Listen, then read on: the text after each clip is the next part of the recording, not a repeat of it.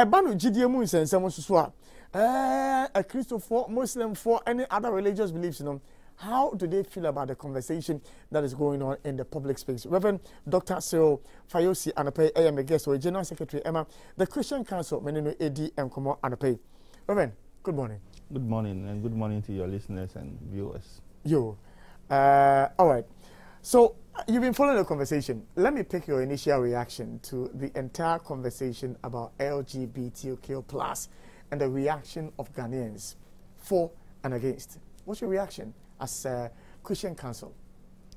As a Christian, it is against our basic faith beliefs. We don't believe that God made man and man. We believe that God made male and female, and that they should multiply and fill the earth. That is the biblical injunction. So as a Christian, the gay position is completely opposite mine. And from a traditional Ghanaian cultural values and norms, we don't believe that male and male should be together. So again, as a Ghanaian, as an African, that is against my basic values.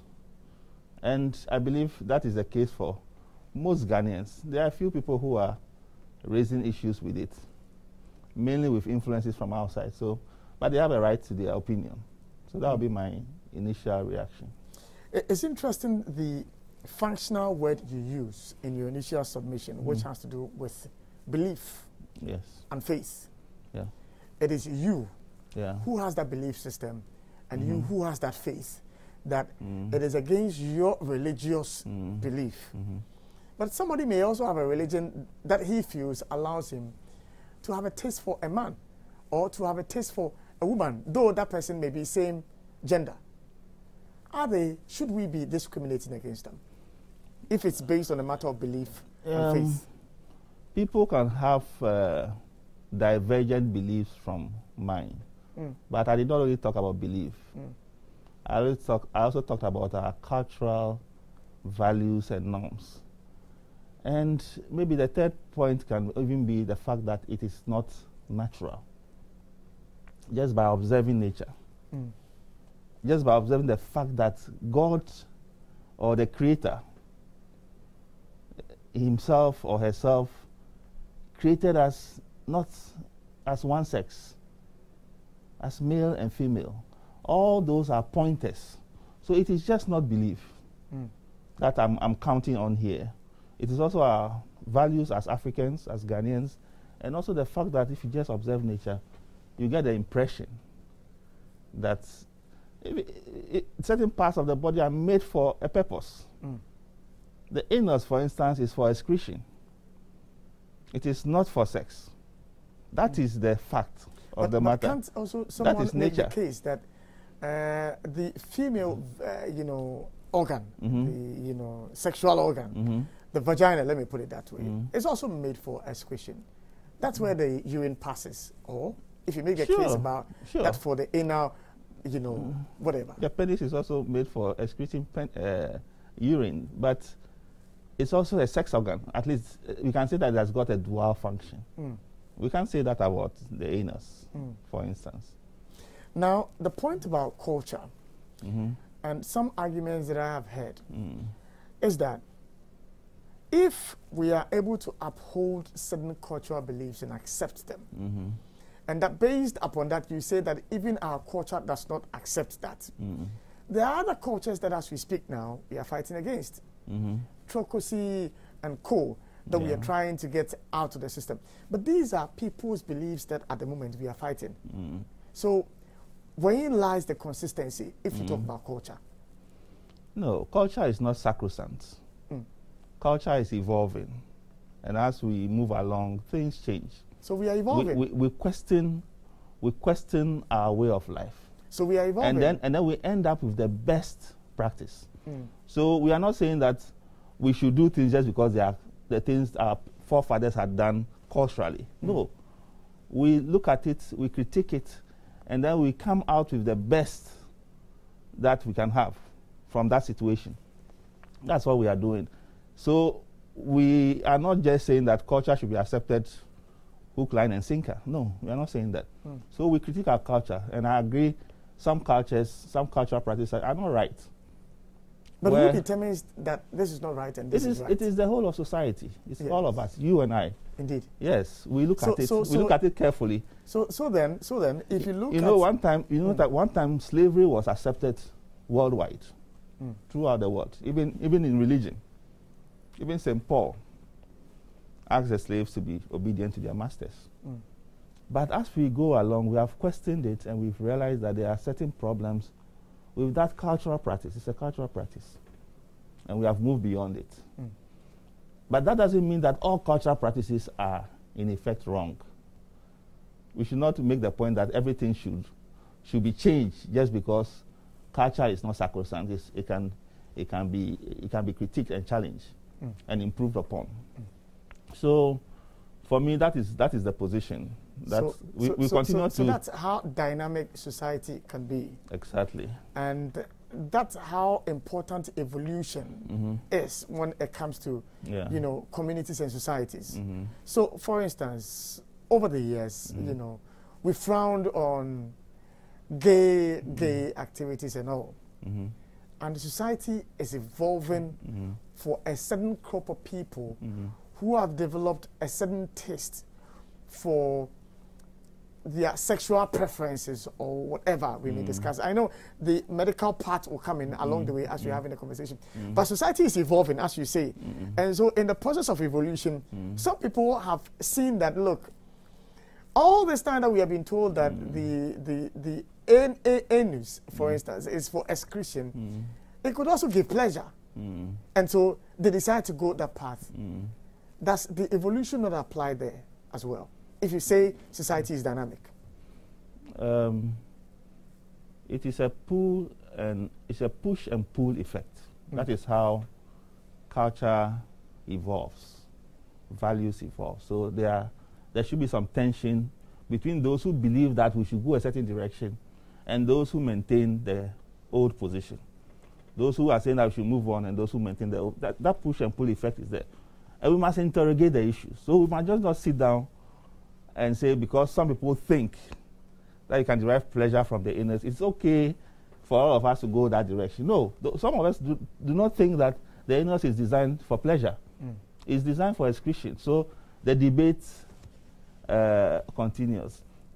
But there is a higher form of debate, that it is not just that the biblical injunction, and it's also as much as I can think natural, that God created us male and female. It's a fact that God created us male and female, even though there are some people who are both sexes. It's an accident of nature. Even though God created us male and female, the reason, the purpose of that is for us to maintain the species. The reproduction is one of the reasons why we were designed that way by whoever designed us. Are you following my point? I'm following you. So by arguing that we should move away from the natural way of doing it, or the way it's designed to be done, to this new cultural understanding that you are preferring, beats the original purpose. If we should all go that direction, it means eventually our species will become extinct. And that is one of the problems that we have as a society, that we have to protect the species, we have to protect life, and those do not protect and support life as it is. It's interesting, in all this, we haven't mentioned technology in our conversation. Because in the past, we knew that our mothers would give birth using the push system, the natural push. Today, there's cesarean. Today, a man and a woman may not necessarily have intercourse, but the woman can take seed as a result of science. We accept all those things. But that's not the natural way God created us to procreate. Not so. Why do we accept that then? We accept them because they are good. They're good. Yes. For who? They are for all of us. For all of us. For the person who is going through the in vitro fertilization, the person who is going through the C-section and so on.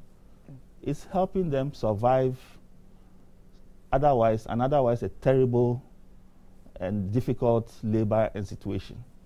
So it's good. It is, I can say in short, it is pro-life. It is progressive.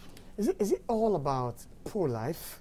Because if it's all about procreation and progression, then the maker of humanity allows for people to be born and they can't give birth. If it's all about procreation. There are barren folks in the world. There are sterile men in the world. That is. If indeed a man and a woman were created for that purpose, then would you have situations where people are barren and some men are sterile? If indeed it's for procreation. Or? You know we are not perfect. But God is a perfect God. God is a perfect God. Yes. And God created us for particular purposes. But as individuals, we have our weaknesses and shortcomings and ailments. Our genetical composition is not perfect. So you can have a man whose sperm is not working, for instance. So he cannot do what he's expected to do. It is not the fault of the man. It is not the fault of God. But that is how he came out.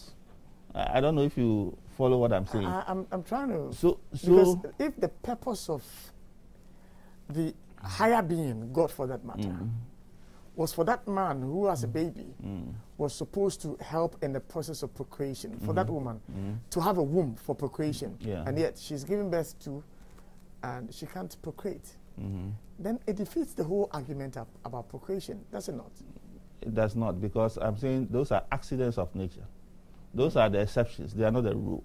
The majority of us are able to give birth. So then it will be allowable to also say that there are exceptions to tastes, as in preferences for intercourse. That majority of us may decide that we want to have sex with women. But a few may decide that they want to have sex with a woman when they are a woman, or with a man when they are men. It's a preference. It's a preference. And you can do that.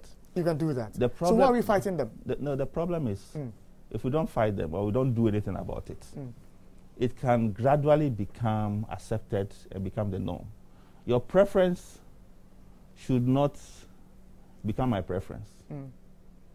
What you decide to do, good or bad, you should not force me, should not be imposed upon me or upon the rest of society. But nobody is. Is anybody forcing LGBTQ plus on people? People are actively doing that. I heard that recently the American Embassy put an advert in the papers asking for an employee who inviting applications for an advocate for them. That is, it's okay for you to have your belief and a certain lifestyle in the US. In Ghana, majority of us do not believe in that lifestyle, at least at this point.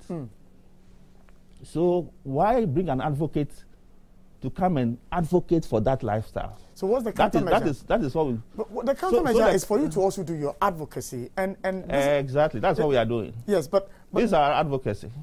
Somebody would pose the question that if the pastor were to be doing his job right, if the imam were to be doing his job right, that boy, that girl, who has developed a taste for, let's say, another man or another woman, would not have gotten there because from the onset, it would have been imbibed in him or her that for purposes of procreation, this is what God stipulates. Pam. Man, woman. Woman, man. Yeah. Is it not a failing of the religious folks or fellows that we have gotten here?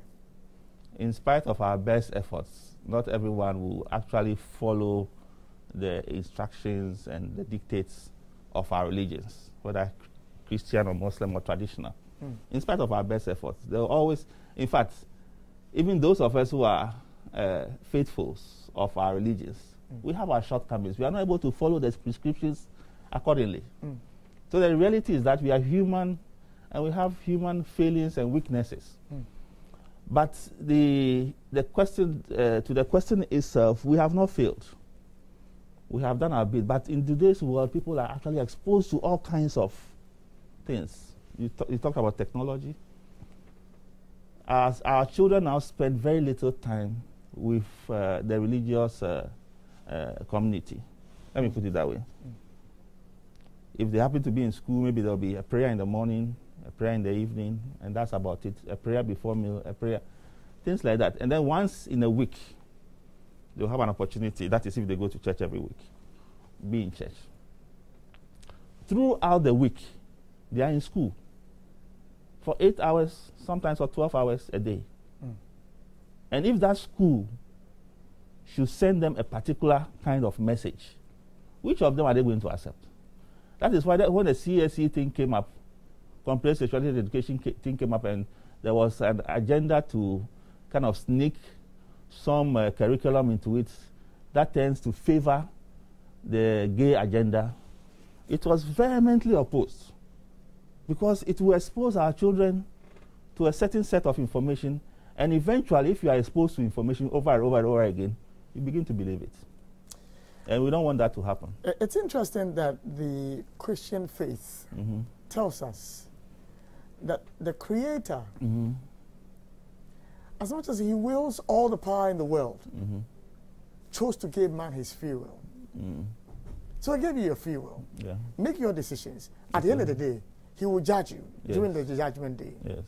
Why do you then want to impose something on somebody who will be judged at the end of the day today?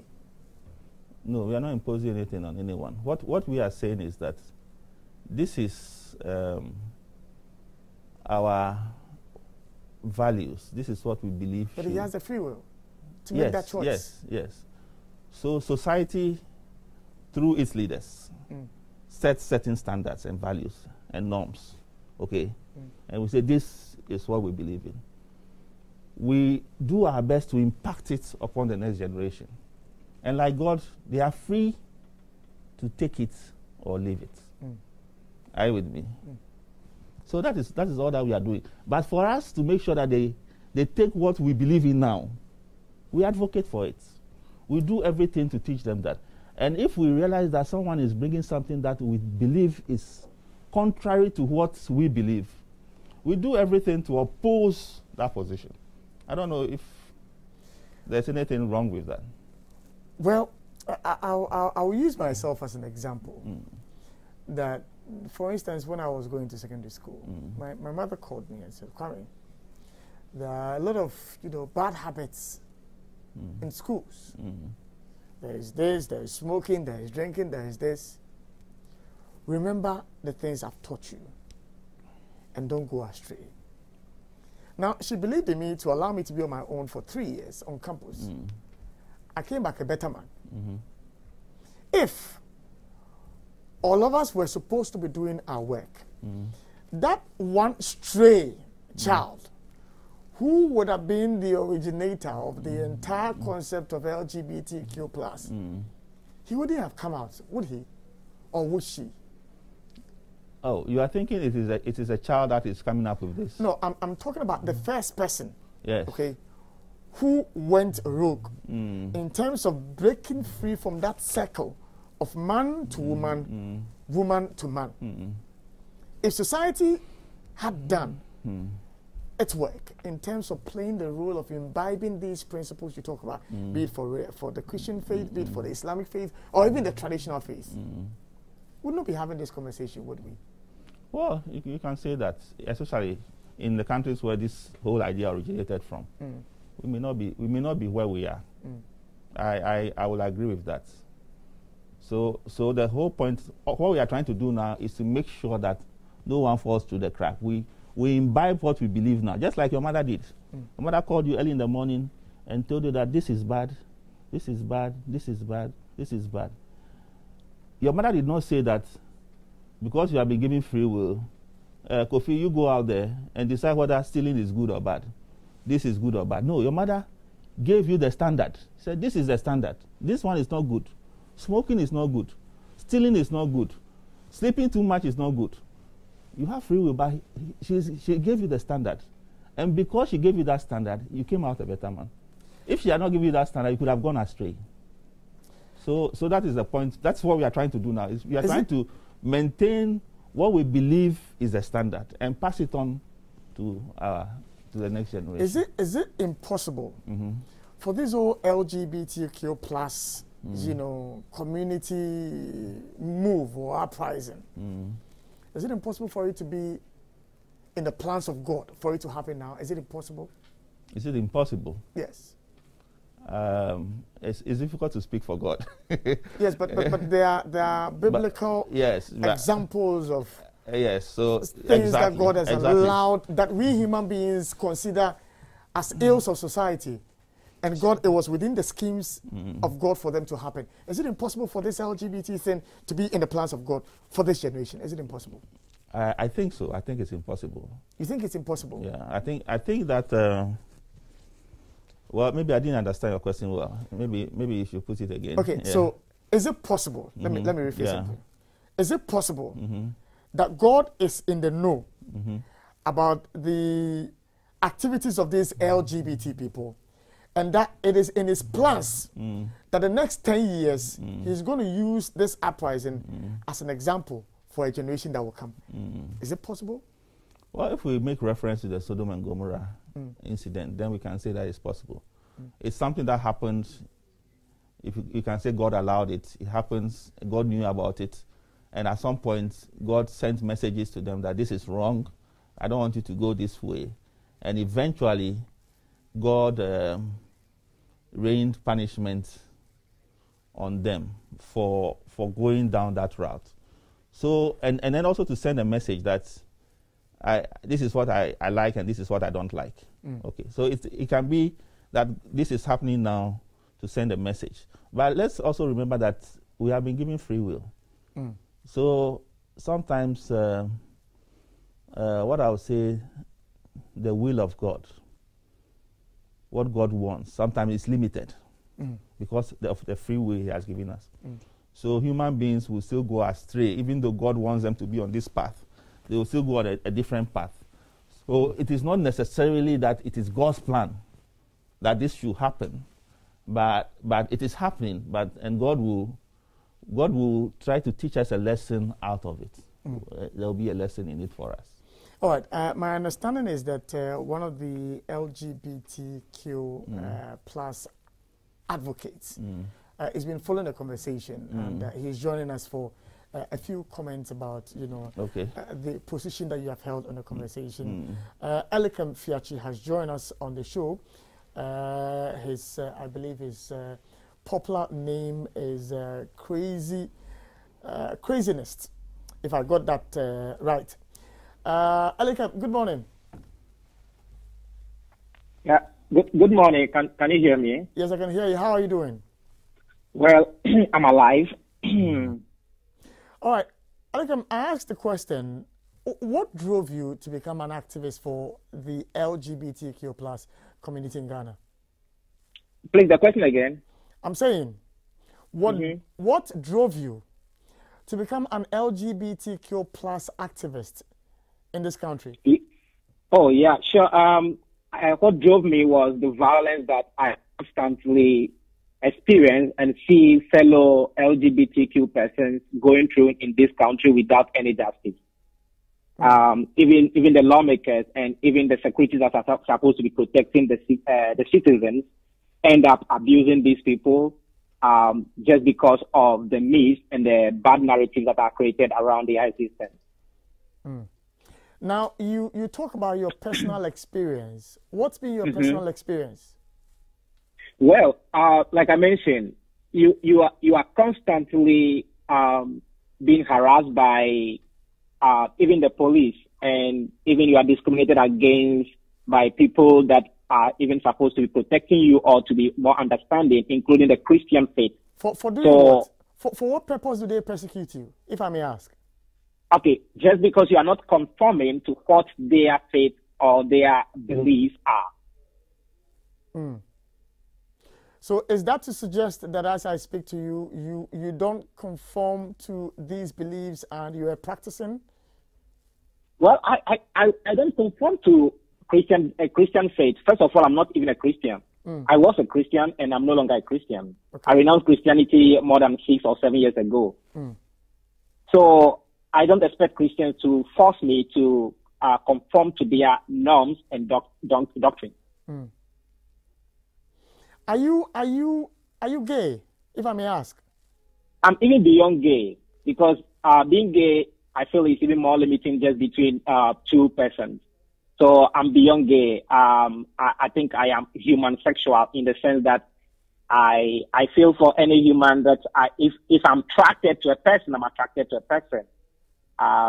So that is why I call myself even a transverter. So I'm beyond gay. When first did you have that desire to have an affair with a man? Well, I just think that for me, I wouldn't be able to even tell at what point did I start feeling for someone. Were you like that from onset, or it was at some point in time in your life that you decided to practice that? I think just as maybe heterosexuals may be experiencing whilst they are growing and they are unsure about their sexuality and even feeling for people, I think it's the same for us as queer people. So for me, growing up, especially even as a Christian, I try to exercise some kind of chastity, and that prevented me from engaging in early sexual life. But I wouldn't deny the fact that I went through weird experiences with heterosexual thinking, So liberating myself at an late age helped me to understand that, look, there was nothing really wrong with me, the things I feel. So this is why I said it's even difficult to even state a pinpoint that this was the time that I begin to feel for somebody or some. The same question goes to straight people. When do you begin to feel for women? Now, let me ask this. Are you aware the laws of this country frown on man-to-man relationships, affairs? Well, that is not true. The law of this country has never frowned upon a relationship between man and a man and a woman and a woman. If we are right and quoting the law, Article 29, Section 104, it says unnatural carnal knowledge. And of course, this is also a very Christian word. Knowledge in the Bible is just a reference to sexuality or sex as an euphemism. So they pick this again from the Bible, and this is going to the general congregation, unnatural. So it means that even if a man and a woman are having anal sex, it's actually criminalized. If a man and a woman are having any sex apart from vaginal penetration, it's criminalized. So even a blowjob, what we call oral sex, is criminalized.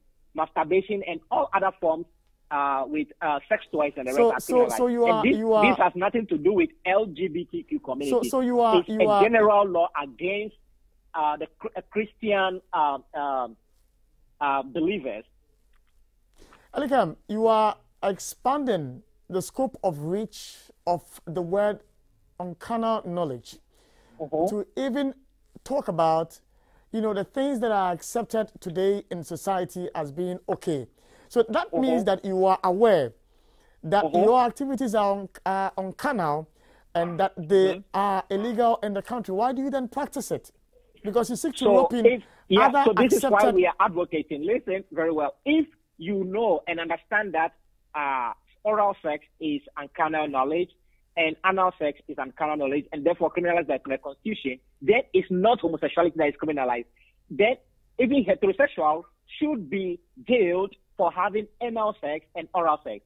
How many times haven't we even seen that happening? Even if I'm not being mistaken, some of the people who are making the laws practice all these forms of sexual experiences. So why are they talking about gay communities and they are not talking about it as a general understanding of what anal sex or unnatural sex is? That is the question. So if we are not on equal page with the heterosexual, that is where discrimination and hate is coming from. So then, if indeed you are minded to ensure that the law applies to all, why don't you then support the bill and then ensure that it captures all these other, you know, activities that you reference to be a part of the bill. So those who give oral sex and all are captured in that bill. Good question. If the members of parliament already have acknowledged that these things were a taboo or sin or crime, they would have already included it, or they would have already made a bill that will be general. So since they have not made a bill that is general, it means that they know that it is not a crime, it's not an offense, and they only want to use it as an offense for the LGBTQ community. So for me, there's no need for even an amendment to this bill that is set up to create division and confusion in a country like this. I wish you would give me the chance to respond to some of the statements by the Christian Council on the program today. What do you want to respond to? I'd like to know first. Okay, first of all, we know about beliefs, and that is personal to him, and his belief cannot be imposed on other people. That is one thing I want to mention over there. Secondly, he talked about culture in contradiction to saying that culture is even evolving and that it should be critiqued and challenged. And yet he has failed to understand that we are now challenging those narratives around homosexuality. And when you talk about nature, he's contradicting also that God created man and woman. If we are talking about nature, you cannot be using God again over there. God is faith, and nature is science.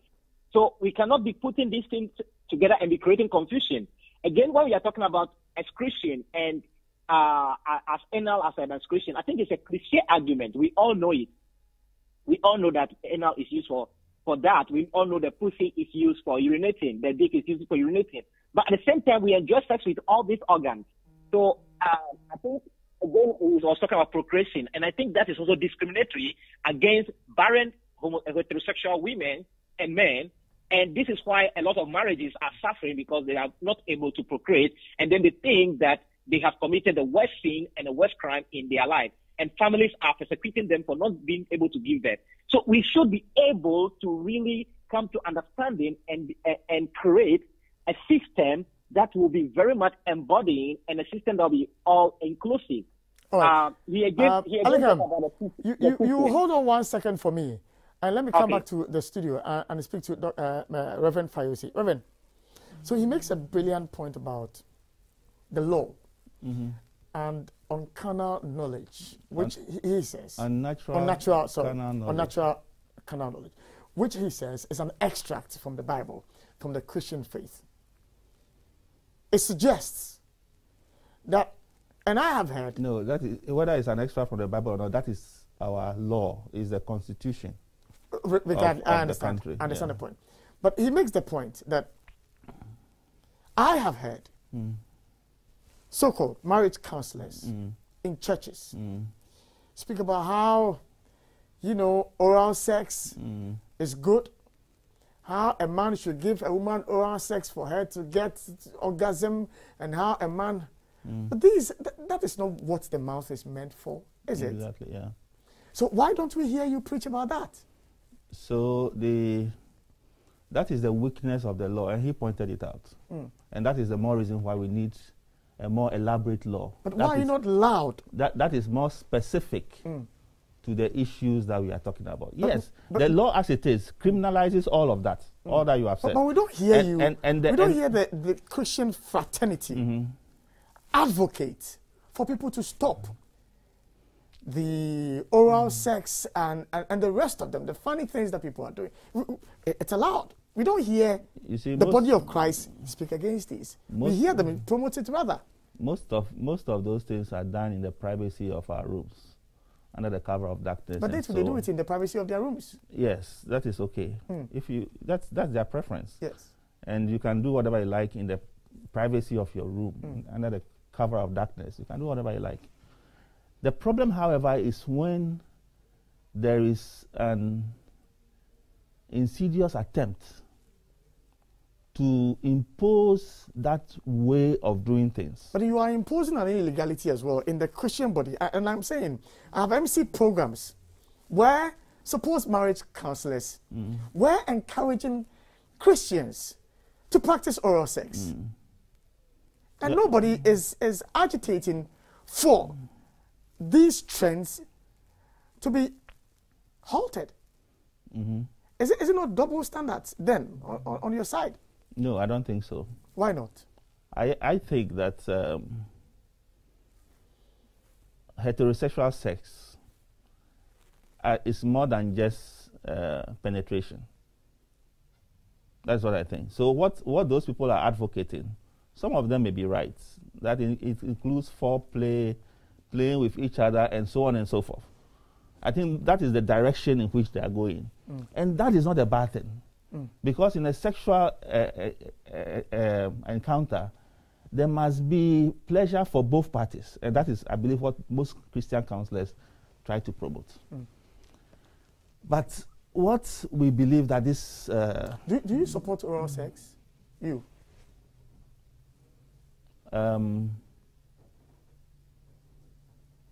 That's a difficult question.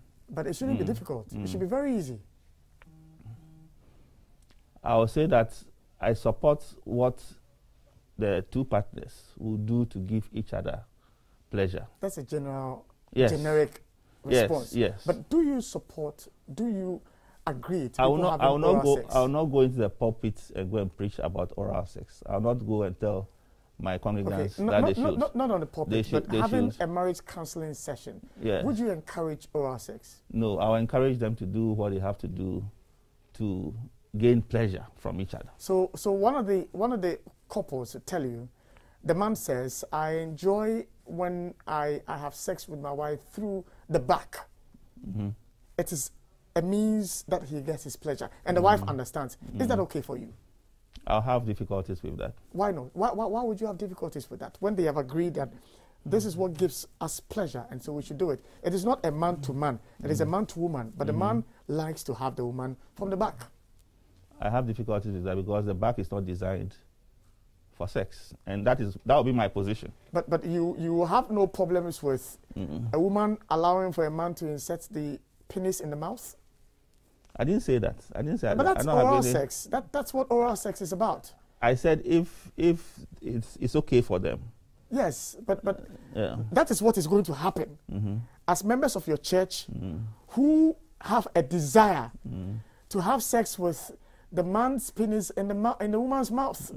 And you say you agree to it when they do that because they have agreed. I didn't say it gives them pleasure. I didn't say I agree to it. What did you say, sir? Yes. I said I will not preach about it, and in a counseling situation, I will say whatever they have to do to have pleasure, they should go ahead and do it. So that one, but I will not prescribe. Yes, but that one amount to double standards. Because here is the case, you are saying that if it gives them pleasure, it's okay. Because it's oral. But if it's anal, it's not okay. It's giving them the same pleasure. That's double standards. Well, you can understand it that way, but that's my position. That would be my position on the matter. But not that I support oral sex, nor anal sex.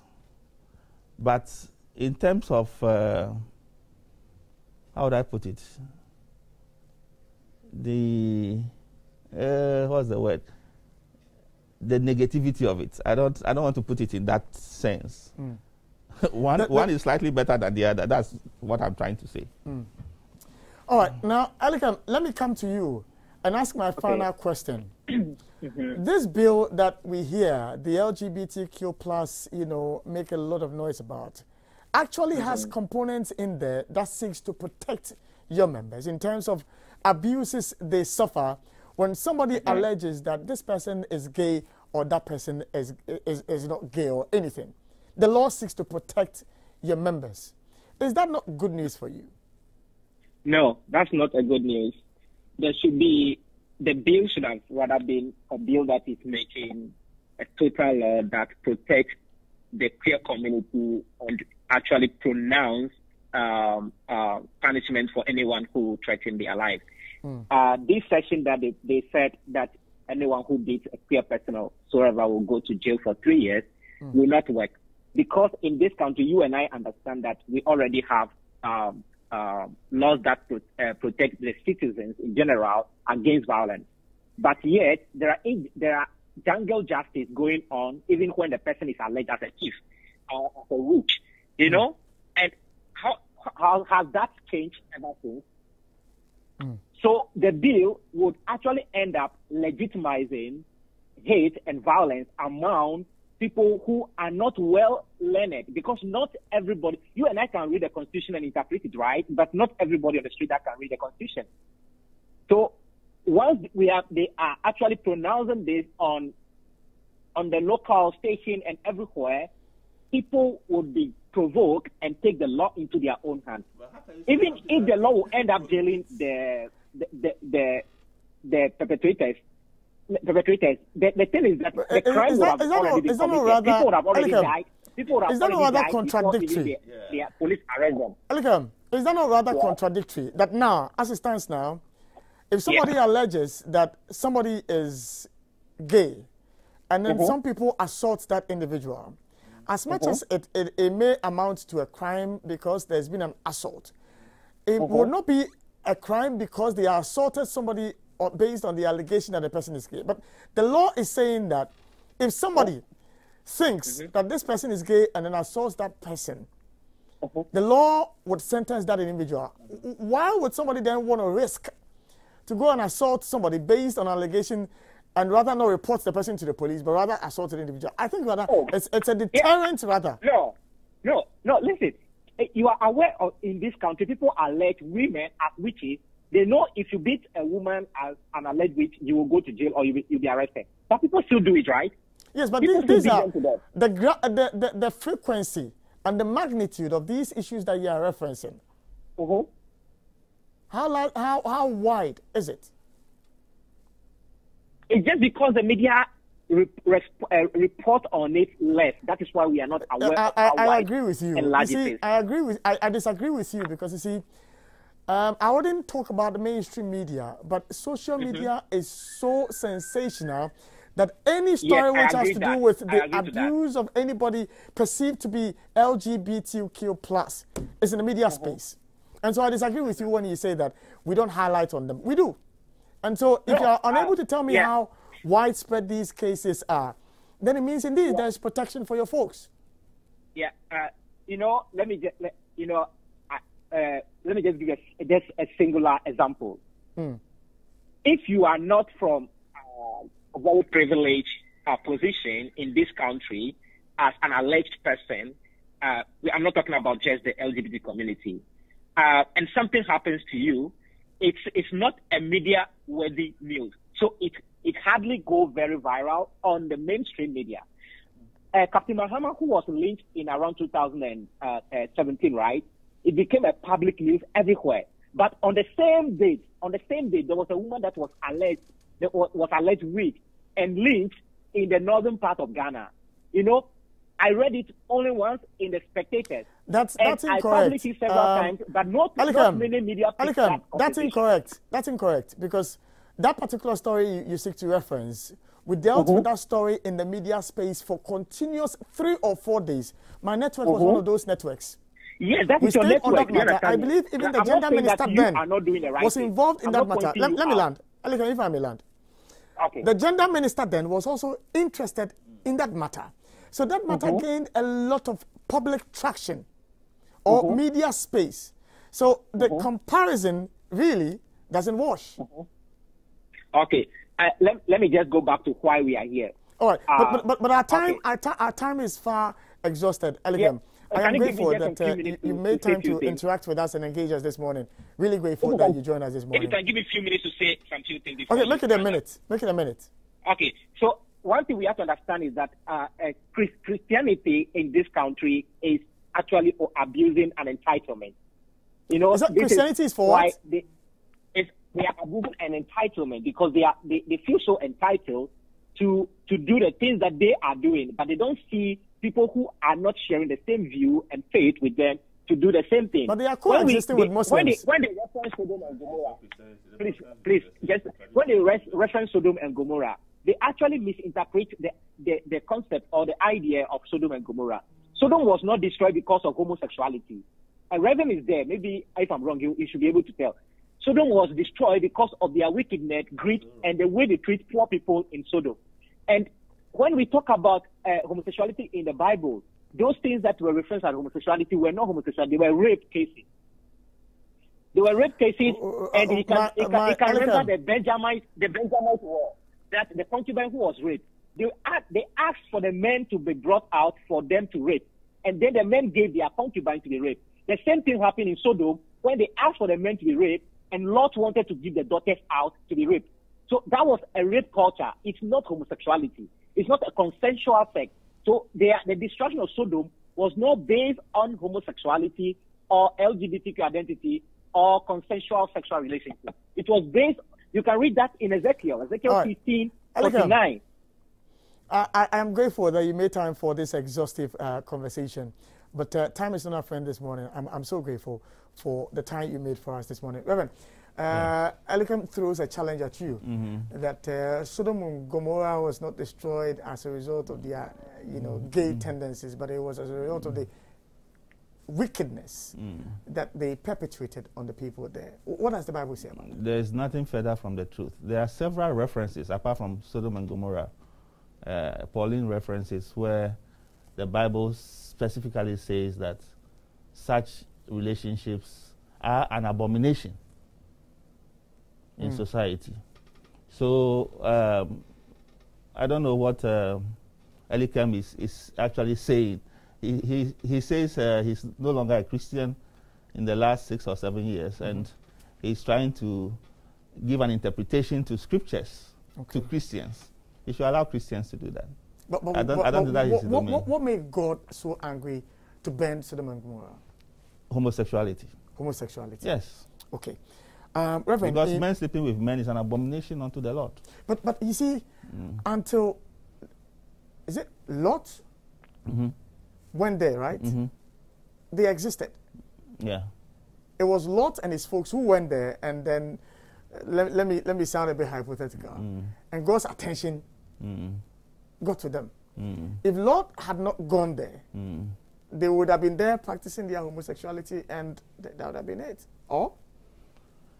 Well, because they were doing it before Lot and his folks got there. Well, you can look at that another way. Is the writers of the scriptures were looking at it from Lot's view, and how God looks at Lot's relationship within society. That's one way to look at it. That's why it may seem like God did not question it. Maybe God has always been questioning it, even when the Hebrew people were not there. It is the encounter of the Hebrew people that led, and in their recording of it, that they recorded God's feelings about it. But God may have been saying no to it all the time through other means. All right. My final question is, before we end the conversation, is the Christian body is patient to want to woo prostitutes back into the church. Yes. The Christian faith is patient to want to woo drunkards back into the church, armed robbers back into the church. But we don't see that when it comes to these LGBT. We are super patient when it comes to. Do you do outreaches? When it comes to reforming. Are there outreaches? It's a new thing for us in Ghana now. So the coalition on proper human sexual rights and family values is working on that. They have a whole psychological unit where people are approached. There's an outreach. Go out if you are one of them and you want to get away from it. You want to become straight. They have psychologists, psychiatrists, medical personnel who are going to help you to transform and come back to the straight path. But can you win this battle, especially with the big superpowers behind these folks? Can you win this battle? Yesterday you saw the U.S. Embassy. Can you win the battle? That is a very, very good question. That's why I said there is an agenda behind all this, and there's a lot of. The gay lobby is very strong. They are very rich and powerful. The superpowers behind it. It's if we don't do anything, we have already lost. So this is an attempt to win the battle, and I believe that we can win it, at least within our within our society, within our country, Ghana, because most of us, religiously, culturally, and also naturally, don't subscribe to that lifestyle. I was hoping for an emphatic yes, we'll win the battle because you're a man of faith. I said that. I said yes, we'll win it. You said it's an attempt. You will make an attempt. Okay, but I was looking for an emphatic statement. There's some hesitancy well, in your. You are right that there are superpowers behind the gay lobby. So it is not going to be easy. But there's a superpower that overshadows all of them. Exactly. So I was expecting, the a much more yes. emphatic. Okay. I agree with you. The answer is an emphatic yes. We are going to win it. The battle is the Lord's. With God on our side, we are going to win it. Yeah. Reverend, I'm grateful that you joined me this morning. Thank you very much. Happy morning show. Yes. I'm so grateful, sir. Yes.